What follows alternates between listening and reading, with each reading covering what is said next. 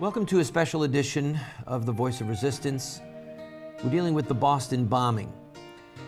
I will bring you the news that we have as of this morning. You're seeing this at night. And hopefully give you some background information, show you footage, show you pictures, and call on you to pray for the victims, to pray for their families, and to pray for the people of Boston who are so horrifically impacted by this act of violence.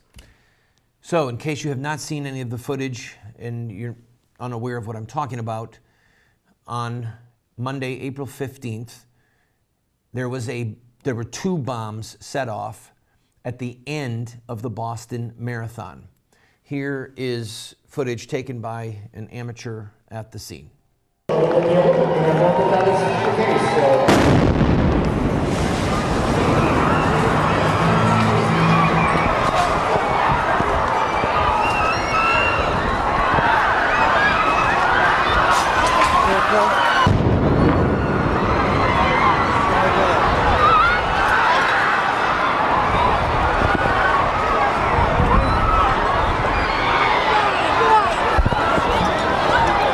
Over here. Hey, there's gotta be people hurt out there.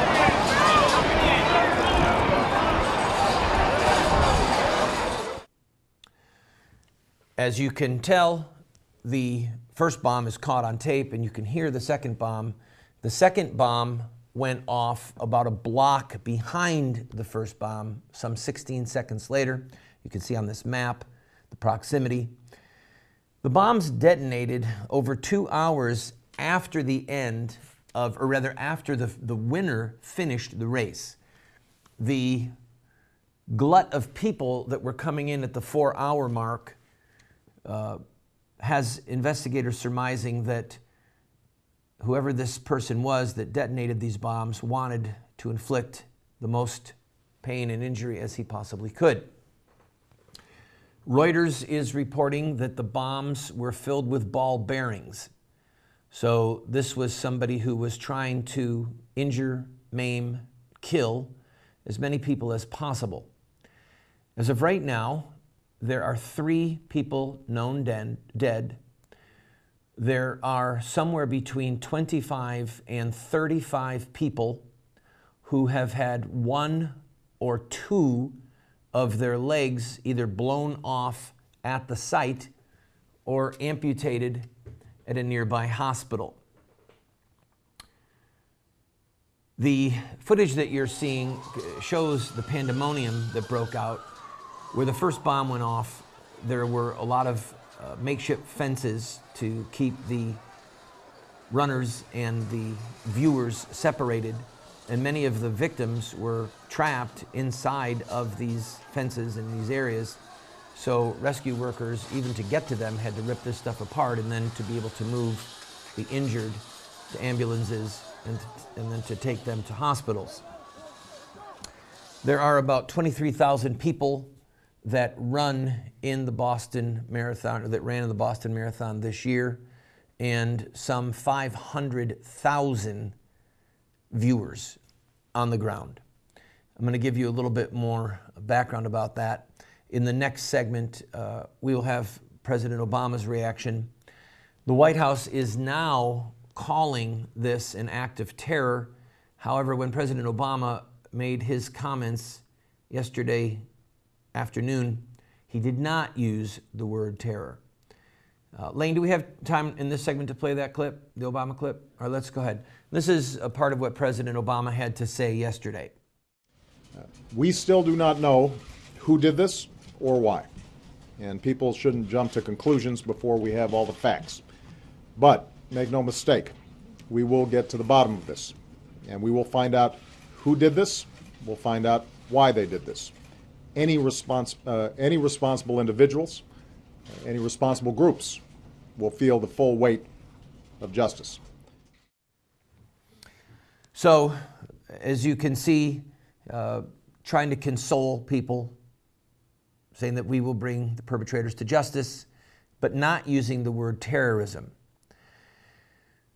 I'm going to take a break, and when we come back, I'm going to talk with you for a moment or two about terrorism.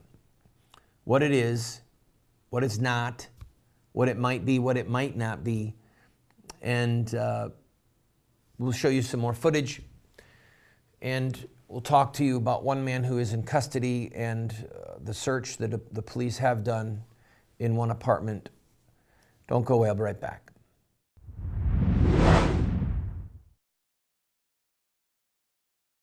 In the 1980s, banks introduced designer checks. When my buddy George Johnson inquired at the bank, they had nothing for pro-lifers. So the Johnsons created beautiful pro-life bank checks showing babies with a strong pro-life message. You can speak out for life with every check you write, whether personal or business checks. Be a voice for babies with these pro-life checks. Go to prolifecheckguy.com to see more. That's prolifecheckguy.com. Every day in America, over 3,500 babies are torn apart by abortion. Shouldn't all babies, like this living, unborn child, have the right to life? Baby killing will only end when Americans see the truth of what abortion does to innocent children. You can help end this Holocaust by showing the truth of abortion in your area with a Face the Truth tour. Go to facethetruthamerica.com to set up a Face the Truth tour in your area. The babies and their mothers will be eternally grateful.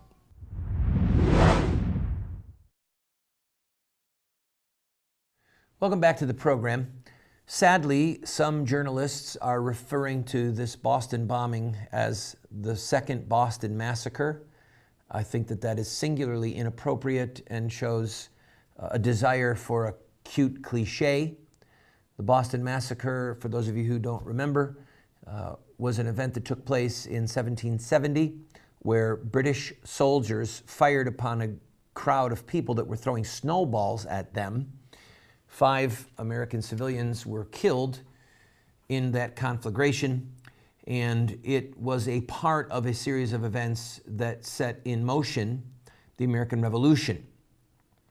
The Boston Marathon, which is one of the most famous and well-attended marathons in the world, occurred on what the state of Massachusetts calls Patriots' Day. It's a state holiday. Patriots' Day commemorates the opening of the Revolutionary War. You might remember from your schooling days the shot heard round the world. It was on April 19th, 1775, when the British came to first Lexington and then to Concord, where they were routed by the American volunteer militia. Patriots' Day is to commemorate that day, and this particular marathon was being offered to honor the people that were gunned down in Newtown, Massachusetts, or Connecticut a few months ago with that horrific school shooting. We ask to you, all of us, to pray for these victims. May God have mercy on them. Lord Jesus, help them, their families, and the people of Boston. I'm going to read to you from a passage from Bruce Hoffman's book, Inside Terrorism. It is very important for us to understand why at first President Obama did not use the terrorism word. Dianne Feinstein came forward almost immediately, the senator from California, and said that this was an act of terrorism. At least she thought that it was, felt like it. This is perhaps going to sound bizarre to you. By the way, for those of you who don't know, I have a master's degree from Norwich University, which is a very old and prestigious military school. I have a master's degree in diplomacy and international terrorism. So I have studied terrorism at the graduate level, and it may shock you to learn that there is no agreed upon definition of terrorism.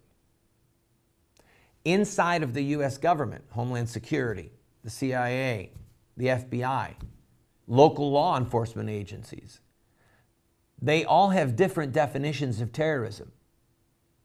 When Bruce Hoffman wrote his seminal work, Inside Terrorism, there were nearly 100 definitions of terrorism being used by governments and by scholars in the field of international terrorism. So one of the reasons that President Obama may not have used the word that it's an act of terror is because there's not even agreement what it is.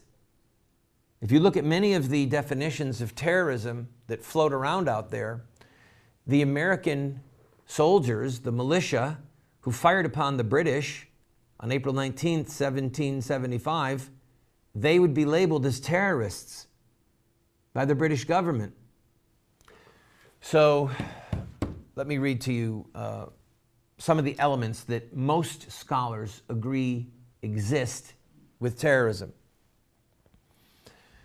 Bruce Hoffman said that terrorism is the deliberate creation and exploitation of fear through violence or the threat of violence in the pursuit of political change.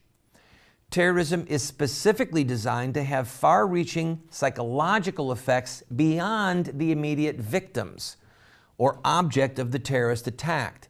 It is meant to instill fear within and thereby intimidate a wider target audience that might include a rival ethnic or religious group, an entire country. Terrorism is designed to create power, whether it is none, or to consolidate where there is very little. Where there is none. When somebody commits a murder, a crime of passion, the object of that crime is the end of the matter. Now, people in the neighborhood where someone is killed might feel fear, justly so. But an act of terror or terrorism is designed for the wider audience. It's not meant simply to kill those people or that person, but it's meant to instill fear in soldiers, in civilians, in government officials, in policymakers. So, for example, when Madrid was victimized by the train bombings, the policy change that happened was that Spain withdrew from the coalition that had attacked Iraq. There was a policy change. I've got to take a break. We're over on time here. All right, I've got to take a break. When we come back, we'll continue on discussing terrorism. There is a man in custody. There has been an apartment searched, or I should say there's a man who's being questioned. The authorities have a person of interest. We'll talk about that when we come back.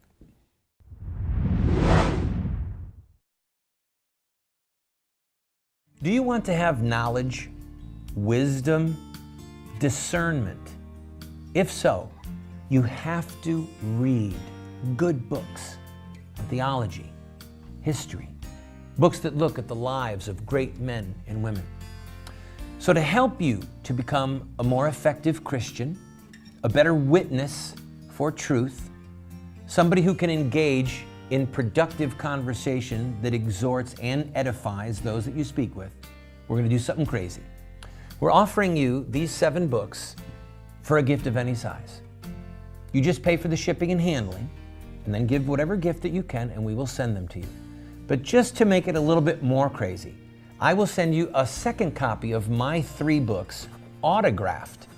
You can give them as a gift to your pastor or to a family member and help extend truth and justice in the world. This is while supplies last.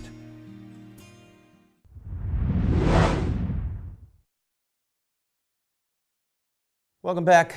We were intending to do a 1 or 2 or even 3-day special on the trial of the child killer Gosnell, who is on trial right now for several counts of murder in Philadelphia for killing babies after he aborted them in ways that are beyond description. We have set that aside temporarily, but I want you to know that we will come back to it. We will discuss how poorly the media is doing across the nation covering those horrific killings. The original, the marathon as a race originates, and I want to say his Greek name properly to honor him. Phidippides was a messenger who was bringing news of a military victory and a warning to Athens of the incoming Persian army in about 490 BC. He ran the 26.2 miles, delivered his news, and then dropped dead. And that is the origin, the historic origin of the marathon race.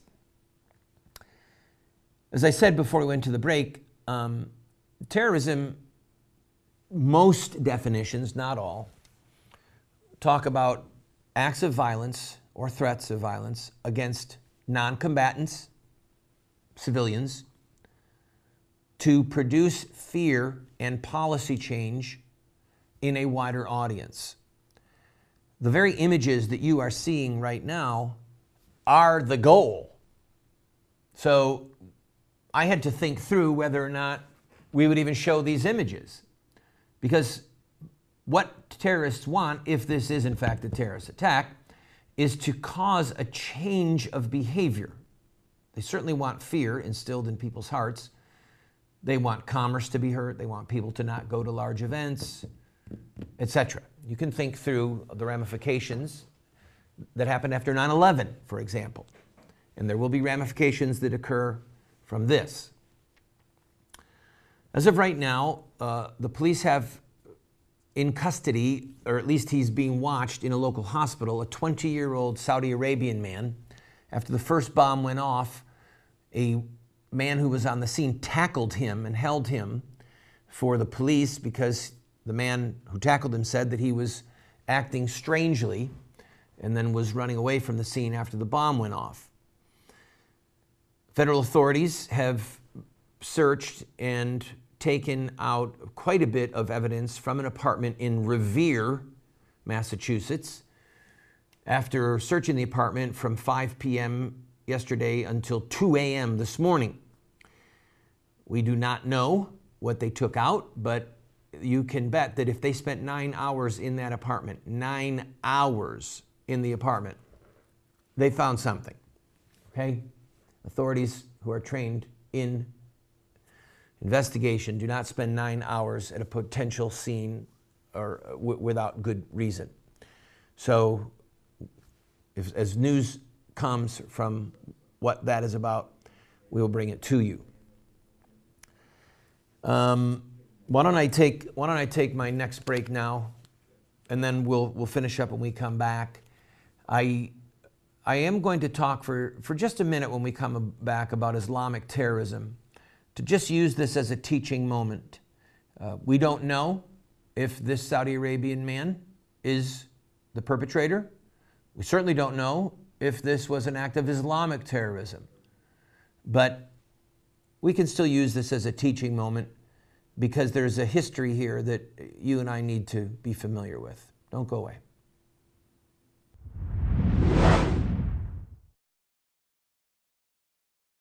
Do you want to get America out of the hands of wicked and unjust men and women who are destroying the republic before our eyes, and put leadership back into the hands of righteous men and women so that we don't die as a nation? Well, you're talking about social revolution, and there are rules in social revolution. We can look at the victorious social revolutions of the past, such as the end of slavery, the end of child labor, women's voting rights, the end of segregation, and so much more, and learn from their victories. Look at their actions, their images, their rhetoric, their sacrifices, and their final fruit.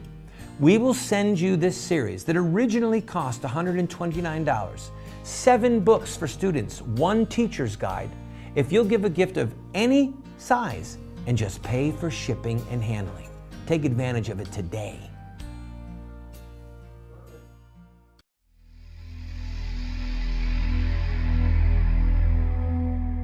Can wicked rulers be allied with thee, who frame mischief by statute? They band together against the life of the righteous and condemn the innocent to death. But the Lord has become my stronghold, and my God, the rock of my refuge. He will bring back on them their iniquity and wipe them out for their wickedness. The Lord our God will wipe them out.